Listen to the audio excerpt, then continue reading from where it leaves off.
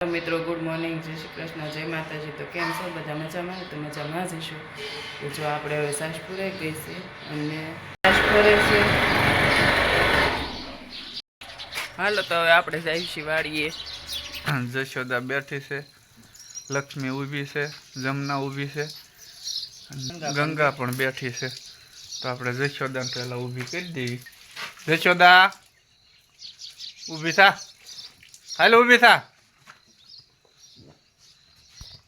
ગંગા હાલ ઊભી થા, ગંગા ઊભી થા। આપણે હવે શક્તિને રોટલી દઈ દેવી।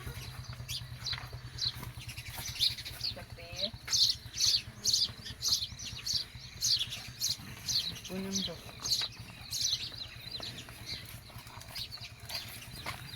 ચાંદની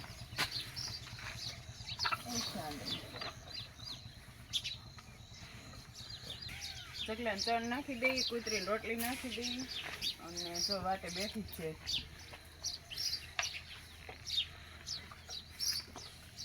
ચકલીઓ પણ જો સણમાં આવી ગયું છે, તો આજે તો આપણે ચકલી માટે પણ રોટલી જ લઈ આવ્યા છે।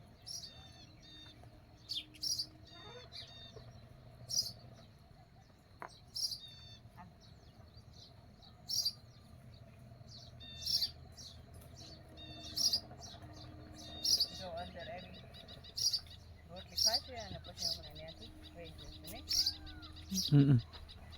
ચકલીઓ પણ જો આવી ગયું છે તેના છણવા માટે।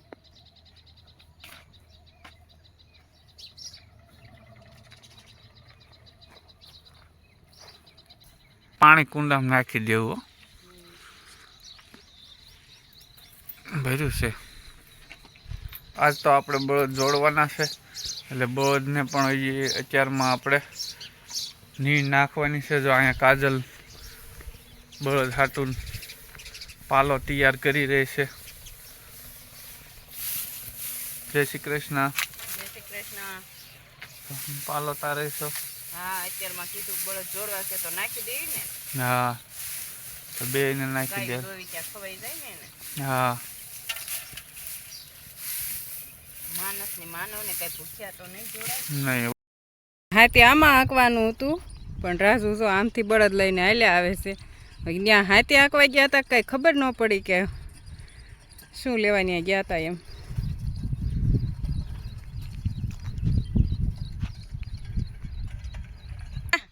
રાપ અહીંયા આંકવાની હતી અને બળદ કેમ આમથી લઈને આવ્યા?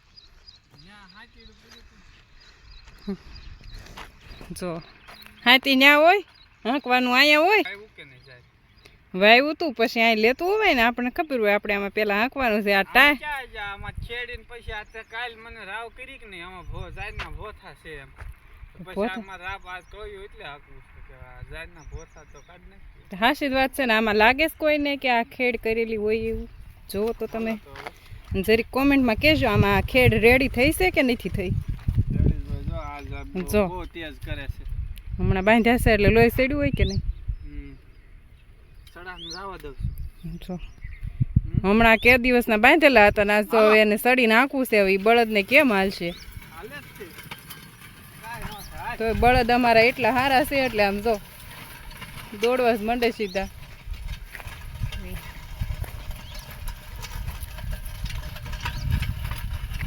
કેમ થશે? કેમ થશે? હવે જો ઉથલ મારીને પાછા વળી ગયા છે। બળદ હમણાં બાંધેલા હતા એટલે હમણાં થોડી વાર તો એવી સ્પીડ કરશે ને તે ઉથલ જલ્દી મરાઈ જશે। જો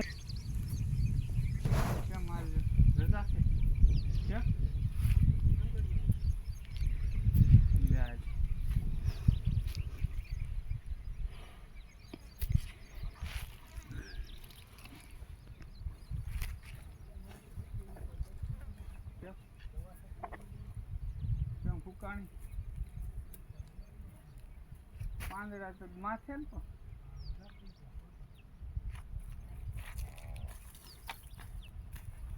હા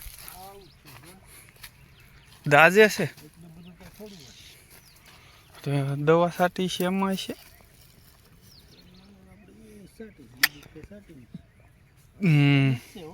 હે તમે અહીંયા દવા ઘટી હતી કઈ? ઓલી તો ઘટી ગઈ. જરવલીમાંથી દેખાડી નહોતી એવડી સાટી હતી. આઈથી નથી ના. તો ઈ પાછી ક્યાંથી સાટી હતી ખબર છે? આ ઈ પકડ 5-7 સા હતા. તો એ આજ આવી તો આ કે બાળવાની નહોતી ને? ના ના બાળવાની નથી. તો બળી જાય ને એટલો બધો ટાઈમ રહે નહીં તો આવું જ જોઈએ હુકાવો પડે. તો એમને રાતી કેમ થવા મળી? આઈથી નથી હો બસ. આશા હતી. આશા નથી. આઈથી છે 6-7 સા હશે કદાચ. 2, 4 ને 100 સા છે. બાકી છે પણ ઈ આપણે એ સાટી આપણે બીજી ક્યાં તો એમ શું છે ડેટ વહી ગઈ હોય ને ઘાટી સટાણી હોય તો રિજેક્શન આવી ગયું હોય ને તો એવું થાય. હા છે અહીંથી નથી પડી બીજે ક્યાંય નથી કે નહીં? દવા જ નડી છે કારણ કે આ એક પોપ સાઈટ્યો હોય કદાચ. હા તો એ આ 100 સા છે તે કદાચ એમાં કારણે પાંદડા દઈ ગયો હોય તો શું ખબર. રાપ હાલી ગઈ છે ને બળદ પણ થાકી ગયા છે હવે. હમણાં કે દિવસના બાંધેલા હતા, હાલ્યા છે 1 કલાક જ તે, પણ કે દિવસના બાંધેલા હતા ને એટલે થોડુંક થાક તો લાગે જ તે. હવે જો છૂટા થઈ ગયા એવા હમણાં દોડીને વાડી ભેગા થઈ જશે ને કા? તો જો હવે છૂટા કર્યા છે ને જો કેવા દોડ્યા આવે છે. જો જો વાડી આવવાની જ બહુ જ ઉતાવળ આવે નહીં? વાડી આવવાની જ બહુ જ ઉતાવળ આવે.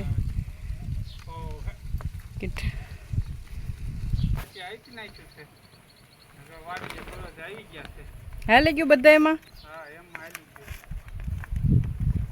જો ભાગ છે ને હવે છે ને પાણી પણ પી લીધું છે ને હવે સીધા કમાણે જશે ને એટલે એમને ગાજર નાખી દઈશું એટલે ખાઈને પછી બેસી જ જાય સીધા નહીં? હાલ્યા છે કલાક જ તે પણ થાક લાગે છે. થાક લાગી જાય રેગ્યુલર હાલતા હોય ને તો બપોર લગીને હાલે ને તો એને થાક ન લાગે. આને તો બહુ લોહી ચટપટે નહીં બાંધ્યા. આ સૌ ઠેકડા નહીં મારે. અને આને તો જો બાજુમાં આવીને એટલે કા આપણો ડ્રેસ સાટશે ને કા આપણા હાથ સાટશે. જો સાંજની ભાષા એ જ ભાગી ગઈ. સાંજની ભાષા એ જ ભાગી ગઈ. તો જો હવે બળદ બંધાઈ ગયા છે અને હવે એમને એટલે ગાજર ખોદ્યા છે તો હવે નાખી દઈશું નહીં? આપણે હવે જવા દેવી ઘેરે અને આ છે તો બપોર પછી આપણે રાખવાની છે રજા. કેમ? મહેમાન છે એટલે. મારે તો મહેમાન આવવાના છે તો એને રસોઈ તો રસોઈ બધી બનાવીને જમાડવાનું એટલે કાંઈ વાંધો નહીં. તમે ઘરે રહીજો, હું વાડી આવીને ગાયોને રસકો ને એવું નાખીશ અને પાવાનું છે. વાટીને કમ્પ્લીટ તો કરી દીધું છે. પાવાનું છે રસકો પાઈ દઈશ. હવે જવા દેવી ઘેરે કેમ? કમ્પ્લીટ કરીને પછી દોવા ટાઈમે લઈ જઈશ. આપણે ઘરે આવી ગયા છીએ અને દાદા જો ઘી ગરમ કરે છે. પપ્પા ઘી ગરમ મૂક્યું છે? થઈ ગયું છે કે વાર છે? જો દાદા ગરમ કરે છે, અડધું થઈ ગયું છે, થોડુંક બાકી રહ્યું છે. હવે કેટલું 2 કિલા જેવું થઈ જશે? હા 2 કિલા થઈ જાય.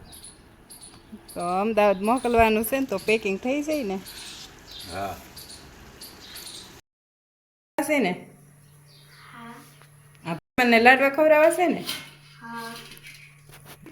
તો જો આપણે મુઠિયા બનીને રેડી થઈ ગયા છે અને અહીંયા તેલ મૂકી દીધું છે તો તળાઈ જાય પછી જો આ ચાવણીમાં ભાંગવાના છે. મિક્સરમાં કાઢી નાખવી તો હાલે પણ મિક્સર કરતાં ચાવણીમાં ભાંગવી તો વધારે સારું પડે. કપાય ચાવણી ભાંગેલા મીઠા લાગે ને? મુઠિયા તળીને રેડી થઈ ગયા છે. ભાંગવાના પણ ચાલુ કરી દીધા છે ને આમાં ચલો ભાન તળાય છે. તો પછી હવે આપણે લાડવા બનાવી નાખશું. જો આમાં ઘી પણ રેડી છે.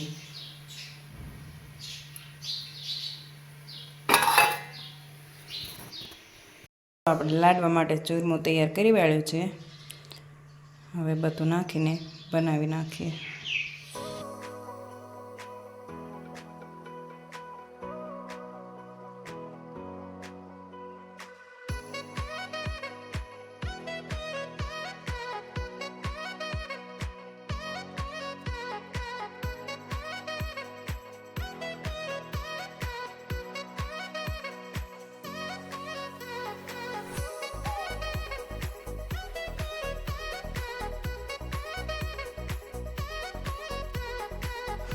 બનીને રેડી થઈ ગયા છે ને અમારું રુદુ લાડવો ખાવા માંડ્યો છે. કેમ રુદુ?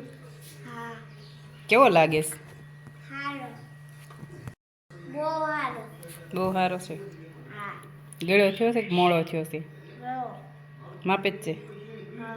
હે મજા આવે ને લાડવા ખાવાની? ખાઈ લે હવે. પૂર્યું પાડવા માંડે. લાડવા બનાવ્યા, બટેકાનું શાક બનાવ્યું, દાળ ભાત બનાવ્યા, મરચાં તળ્યા, પાપડ તળ્યા અને હવે પૂરી બનાવવાની બાકી છે તો બનાવું. જો આજે તો જમવાનું છે. મહેમાનને પણ અમારા ભાભીના ભાઈ ને ભાભી પણ આવ્યા છે અને અમારા કાકા પણ સુરતથી આવ્યા છે. એમને જમવાનું કર્યું છે એટલે પૂરી તળવાની ખાલી બાકી છે. રસોઈ બનાવી તૈયાર થઈ ગઈ છે. પૂરી ખાલી તળવાની બાકી રહી છે. ચણાની રેડી થઈ ગઈ છે.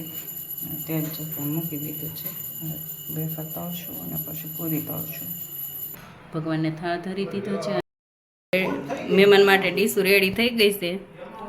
તો હવે હાલો બધા જમવા. કબા જમવાનું રેડી થઈ ગયું છે અને મહેમાન જમવા પણ બેસી ગયા છે. તો બસ આ સાથે જ આજનો બ્લોગ આપણે અહીંયા પૂરો કરીએ છીએ. જો વિડીયો પસંદ આવે તો લાઈક કરજો, શેર કરજો અને સબસ્ક્રાઈબ કરવાનું ભૂલતા નહીં.